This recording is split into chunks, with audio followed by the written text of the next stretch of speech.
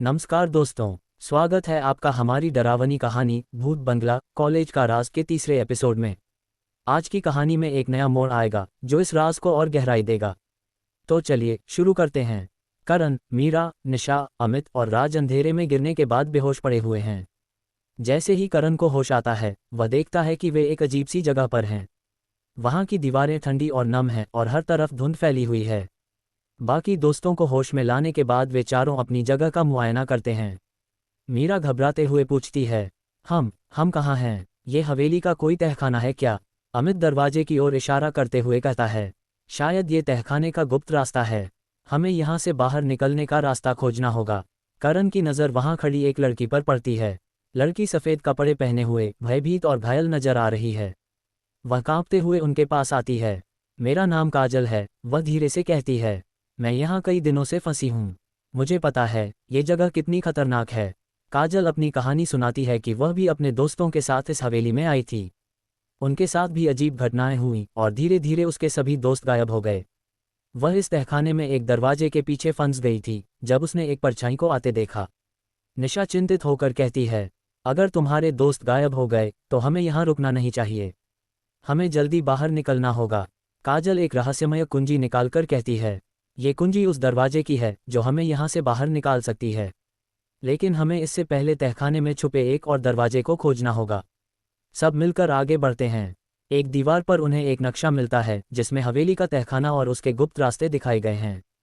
लेकिन उसके पास एक खून से लिखा संदेश है। जो भी यह रास्ता चुनेगा उसे अपनी सबसे बड़ी कमजोरी का सामना करना पड़ेगा। करण नक्शा उठाकर कहता है, हमारे पास कोई और विकल्प नहीं है। हमें इसे पढ़कर आगे बढ़ना होगा। रास्ते में अलग अलग जगहों पर हर किसी को अपनी कमजोरी से जूझना पड़ता है। करण को एक भूतिया परछाई का सामना करना पड़ता है जो उसे बार बार याद दिलाती है कि वह अपने परिवार को कभी खुश नहीं रख सका। निशा एक टूटे हुए शीशे में खुद को देखती है जहां उसकी छवि चीख रही होती है और कहती है कि वह हमेशा कमजोर रही है।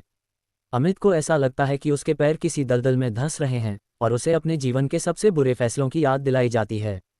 मीरा और राज दोनों को एक साथ एक ऐसे कमरे में फंसाया जाता है जहां दीवारें धीरे धीरे करीब आ रही होती हैं। उन्हें अपनी दोस्ती और भरोसे की परीक्षा देनी पड़ती है। काजल एक भयानक गूंजती आवाज़ सुनती है जो उसके लापता दोस्तों के दर्दनाक अंत की कहानियां बताती है। आखिरकार वे सब एक बड़े और भारी दरवाजे के सामने पहुंचते हैं। दरवाजे के ऊपर कुछ अजीब से प्रतीक बने होते हैं और उसे खोलने के लिए काजल की कुंजी का उपयोग किया जाता है। दरवाजा खुलते ही वे एक और बड़ा हॉल देखते हैं, लेकिन वहां बीचों बीच एक काले पत्थर की मूर्ति है। मूर्ति के चारों ओर लाल रंग के अजीब निशान बने होते हैं। काजल धीरे से कहती है, ये वही जगह है जहां मेरे दोस्तों को आखिरी बार देखा गया था। जैसे ही वे मूर्ति के पास जाते हैं वहां से एक तेज आवाज़ आती है। वह आवाज़ उन सब के नाम पुकारती है और कहती है, तुम सब यहाँ आकर बहुत बड़ी गलती कर चुके हो। अब तुम्हारी बारी है। अचानक मूर्ति की आंखें चमकने लगती हैं। चारों तरफ का माहौल बदल जाता है। दीवारें खून से लथपथ नजर आने लगती हैं और एक एक करके कमरे की रोशनी बुझने लगती है। सब भागने की कोशिश करते हैं लेकिन रास्ते बंद हो जाते हैं। तभी काजल चिल्लाती है, ये सब मेरे कारण हो रहा है। मुझे पता था कि इस मूर्ति को छूने से सब खत्म हो जाएगा, लेकिन मैंने इसे छुआ था। करण उसकी ओर देखता है और गुस्से में कहता है, तुमने हमें धोखा दिया। ये सब तुम्हारी गलती है। काजल रोते हुए जवाब देती है, मुझे माफ़ कर दो, मुझे नहीं पता था कि ऐसा होगा। तभी मूर्ति के पास से एक काले कपड़े में लिपटा हुआ व्यक्ति प्रकट होता है।